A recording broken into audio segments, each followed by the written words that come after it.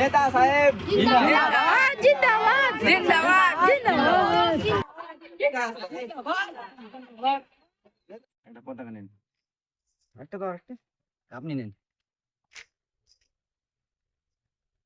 চলুন নেতা সাহেব, পতাকাটি উত্তোলন করেন। এই ফরিদ, কই যাচ্ছস? কি হয়েছে?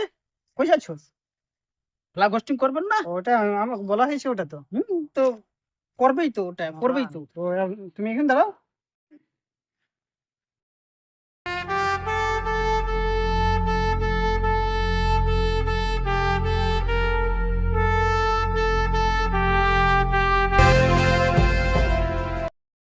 আজকে 15ই আগস্ট।